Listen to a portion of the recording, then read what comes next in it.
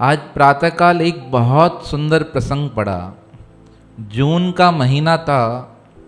एक भक्त निकल रहे थे अपने गांव से। हिमाचल के नज़दीक उनका गांव था। उन्हें अहमदाबाद जाना था। अब अहमदाबाद जाने को तैयार हुए। उनकी 6 माह की बच्ची थी, छोटी। अब उसे देखकर उन्हें रोना आ गया। रोने का कारण क्या था? 3 दिन से उनकी बच्ची ने कुछ खाया नहीं था। ना तो माँ का दूध पिया था, ना कोई अन्य सामग्री वो मुख में ले रही थी। अब ऑर्डर आया जाने का, जाने को तैयार हुए। और माँ भगवती में पूर्ण विश्वास था। एक होता है विश्वास, एक होता है पूर्ण विश्वास। जब पूर्ण विश्वास होता है तो काम सरलता से हो जाता है। अब माँ भगवती का आधार लेकर भगवान को प्रार्थना करने लगे, माँ भगवती को रक्षा करना। छोटी बच्ची है 6 महीने की, छोड़कर जा रहा हूँ। डॉक्टर को दिखाया है, डॉक्टर इलाज नहीं कर पा रहे हैं, माँ रक्षा करना। अब निकले, स्वयं कोट द्वार आए। कोट द्वार में पता चला कि 5 बजे ट्रेन आती है और 5:30 बजे यहाँ से निकलती है। अब इंतज़ार कर रहे थे, टिकट लिया। 4 साढ़े 4 बजे प्लेटफार्म पर आ गए और मन में माँ भगवती के मंत्र का जप कर रहे थे। जो उनका मंत्र होगा, सर्वमंगल मांगले शिवे सर्वार्थ साधिके शरणम त्र्यंबके गौरी नारायणी नमस्तुते। हे नारायणी, आपके श्री चरणों में प्रणाम है। सर्व कामनाओं को सिद्धि करने वाली मेरी भी मनोकामना पूर्ण करो। अब इस प्रकार जप कर रहे थे। अभी 10 मिनट व्यतीत हुए। उन्होंने लिखा, एक सूर्यश्याम जिसके दोनों नेत्र नहीं, वो उस प्लेटफार्म पे आ गया जहाँ मैं बैठा था।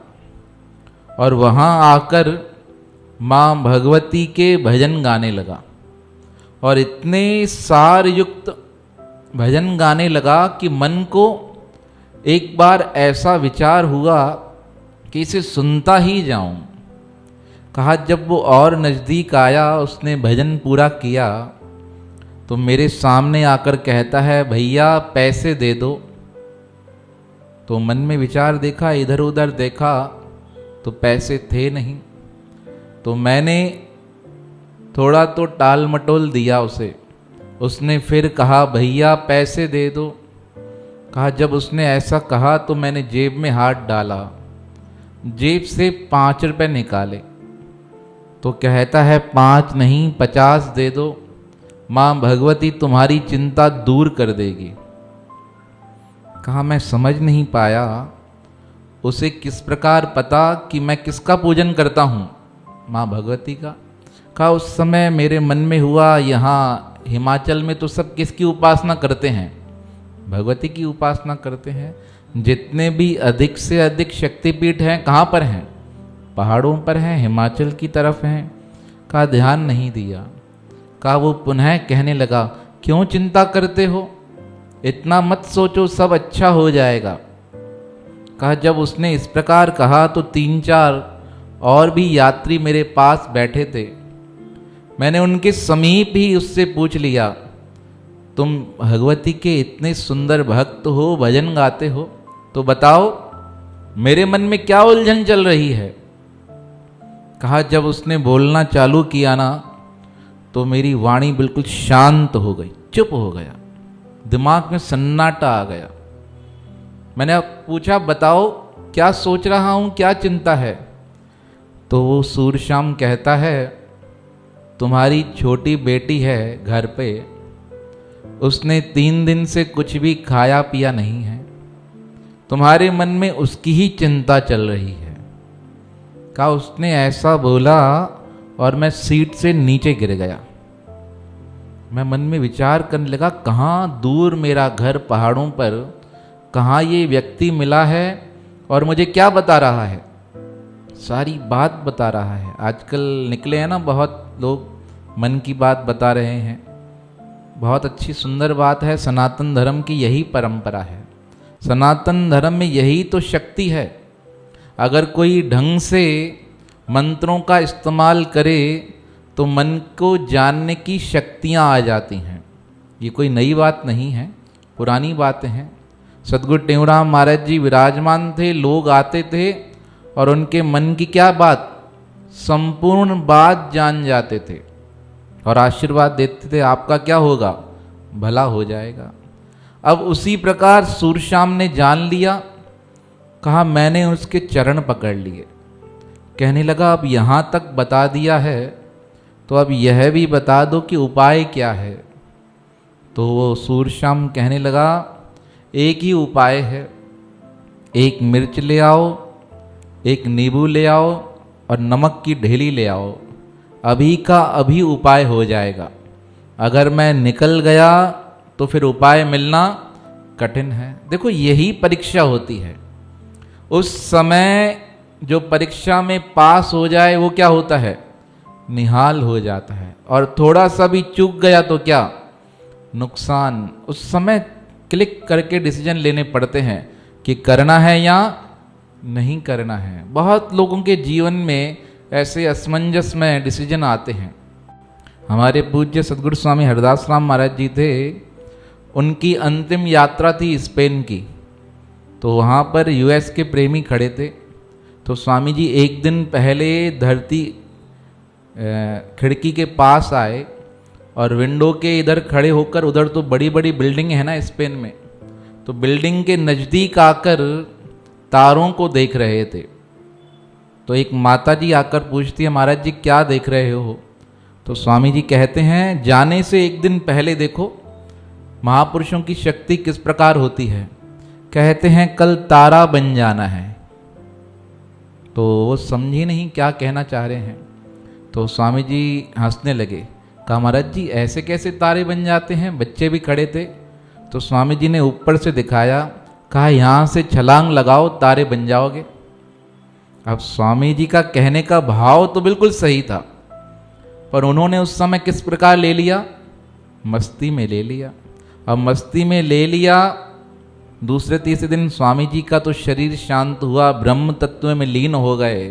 पर वो माताएं अभी तक बताती है, कहते हैं उस समय हम समझ नहीं पाए। अगर स्वामी जी की आज्ञा मानते तो आज कहाँ चले जाते, उनके पास ही रहते। क्योंकि गुरु कभी भी किसी का नुकसान नहीं कर सकते हैं। कहा पर वो डिसीजन आता ही नहीं जीवन में, हमें समझ ही नहीं आती तो हमें क्या करना है क्या नहीं करना चाहिए। अब जटायु जी को बोला भगवान ने, कहा अभी का अभी तुम्हें बचा लेंगे। तुरंत डिसीजन ले लिया, कहा नहीं महाराज नहीं बचना है। कहा क्यों, कहा मरना तो पड़ेगा ही, अब आगे मरे या पीछे मरे इससे तो इतना सुंदर मौका जीवन में कभी मिलने वाला नहीं है। कहा महाराज जी यही अवसर है। बाली को बोला तुम्हें बचा लेते हैं। कहा नहीं महाराज, आप समक्ष खड़े हो और आपके देखते देखते मृत्यु आ जाए, इससे उत्तम तो कोई मृत्यु हो ही नहीं सकती है। केवट ने क्या कहा, मौके को समझ लिया, चरण धुलाए और खुद भी पार हो गए, सबको पार लगा दिया। अब उसी प्रकार वह व्यक्ति कहने लगा अब बचाना है तो एक ही उपाय है। कहा उस समय मैं असमंजस में पड़ गया, इस प्लेटफार्म पे कहाँ से नींबू लेकर आऊँ, कहाँ से मिर्च लेकर आऊँ, नमक लेकर आऊँ। तो समय देखा तो हुए थे अभी 4:50।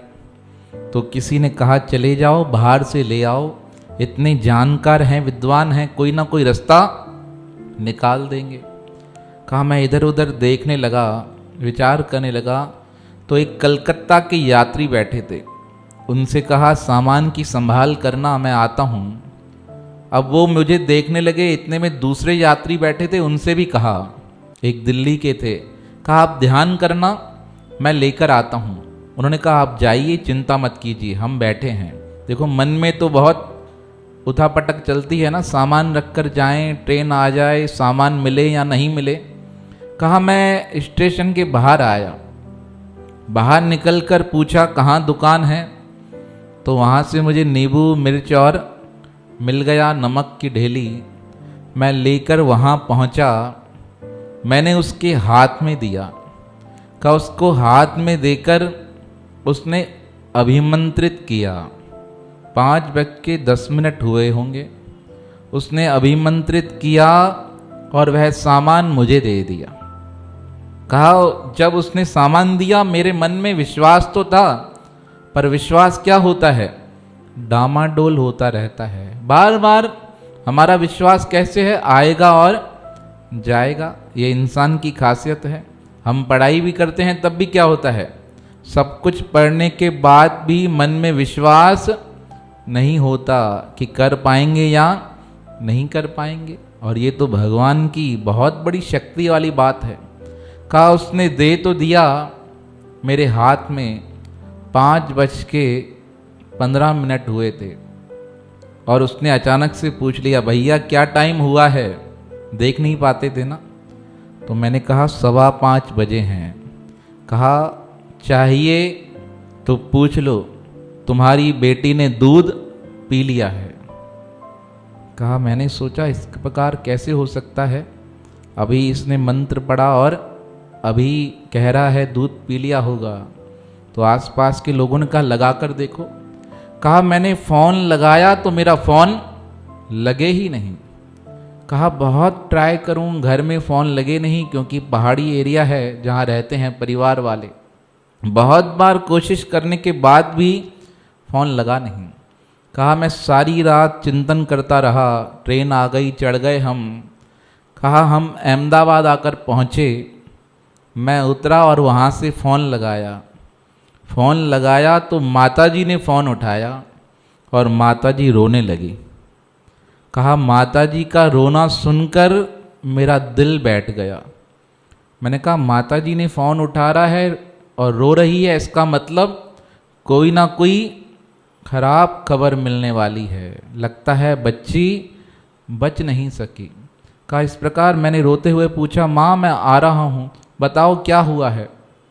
इतने में मेरी घरवाली ने फ़ोन उठा लिया और कहने लगी धन्यवाद माँ जगदम्बा का। कहा क्या हुआ। कहा आप जिस दिन निकले मुश्किल से थोड़ा समय हुआ होगा, आपकी ट्रेन होगी 5:30 की। हम प्रार्थना कर रहे थे बार बार कि बेटी दूध पी ले, 6 महीने की है, कुछ खा नहीं पा रही है। मुश्किल से 5:15 हुए होंगे, पता नहीं अचानक से इसे भूख लगी और इसने दूध पीना प्रारंभ कर दिया। कहा मैंने पूछा कितना समय हुआ था, तो मेरी धर्मपत्नी ने कहा उस समय हुआ होगा 5:15 या 5:30। कहा यह सुनकर मेरे हाथ में जो फ़ोन था उस हाथ में पसीना आने लगा। मैं सोचने लगा उस व्यक्ति ने क्या किया था, पहले ही बोल दिया था कि इतने बजे तुम्हारी बेटी दूध पी लेगी। कहा मुझे पुनः इच्छा हुई मैं वहाँ जाऊँगा, उससे मिलकर आऊँगा। मैं वापस आया, स्टेशन पर पुनः ढूंढने लगा उस व्यक्ति को, पर कहीं भी वो व्यक्ति मिला ही नहीं।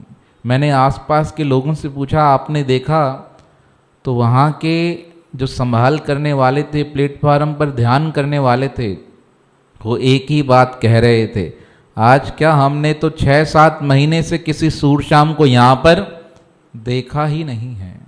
कहा तब मुझे विश्वास हो गया वह और कोई नहीं, माँ भगवती ने मेरी प्रार्थना स्वीकार कर मेरे से जो भेंट लेनी थी उसे लेकर मेरे बालक को ठीक कर दिया है। तो परमात्मा बड़ा ही अनंत है और उसके भक्तों का विश्वास जब अडिग हो जाए ना, तो परमात्मा स्वयं चले आते हैं अपने भक्तों के पास उनका मान और सम्मान बढ़ाने के लिए।